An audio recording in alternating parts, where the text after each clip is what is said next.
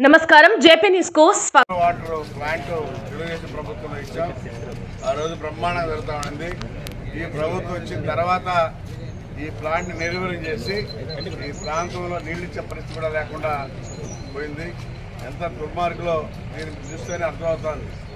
ఈ నాయకులు కానీ ఈ పార్టీ కానీ ఇలాంటి కార్యక్రమాలు కూడా 10 మంది నీళ్లు తాగేటువంటి వాటర్ ప్లాంట్ కూడా రాజకీయం చేశారంటే ఇంతకన్నా శక్తి లేదని చెప్పి తెలియజేస్తాం. ఏర్పాట్లు చేస్తాం.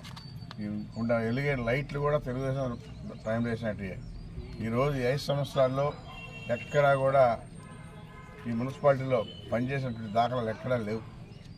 అభివృద్ధి అనేది జగన్మోహన్ రెడ్డికి తెలియదు. చంద్రబాబు నాయుడు దూరదృష్టితో మున్సిపాలిటీ చేసినంత ముందు ఈ మున్సిపాలిటీలో ఏమేమి కావాలనో వసతులన్నీ కూడా ఏర్పాటు చేసి బ్రహ్మాండంగా అభివృద్ధి చేశాం.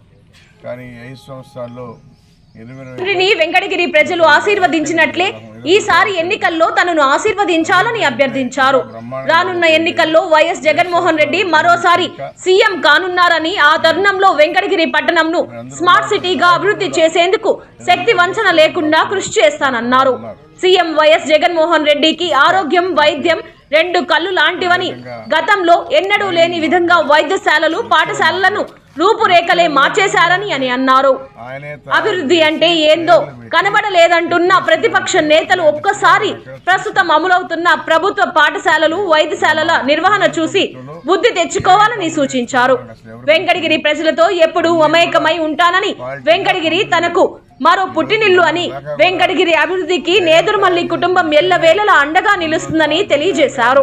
ఈ కార్యక్రమంలో వెంకటగిరి నియోజకవర్గ నాయకులు, కార్యకర్తలు, నేదురుమల్లి అభిమానులు పాల్గొన్నారు.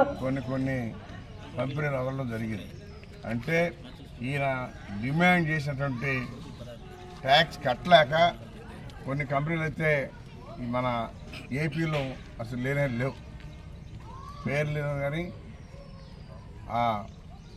ఆ డిమాండ్కి మంచి నాయకులు కూడా ఈ పార్టీని వదిలి వేరే పార్టీలకు వెళ్ళిపోయారు. ఈరోజు మళ్ళా చంద్రబాబు నాయుడు చూసి తిరిగి మళ్ళీ ఈ పార్టీలకు కూడా వచ్చేదానికి సిద్ధంగా ఉన్నారు. ఎందుకంటే ఆ రోజు రాక్షస పాలన, వాళ్ళని వేధించడం, వాళ్ళ కంపెనీలో షేర్లు అడగడం, ఇదే పని జగన్మోహన్ రెడ్డికి. ఎక్కడ ఏసీఎం కూడా ఈ విధంగా డిమాండ్ చేసిన దాఖలాలు లేవు. ఒక ముఖ్యమంత్రి అంటే డిగ్నిఫైడ్గా రాష్ట్రాన్ని అభివృద్ధి చేసే కార్యక్రమంలో ఉండాలి. ఎంతసేపటికి జగన్మోహన్ రెడ్డి వ్యాపారం చేసే కార్యక్రమంలో ఉన్నాడు. ఆయన సొంత నిధులు, సొంత కార్యక్రమాలు చేసుకునే దాంట్లో ఉన్నాడే కానీ ఈ రాష్ట్రాన్ని గురించి కానీ, రాష్ట్ర ప్రజల గురించి కానీ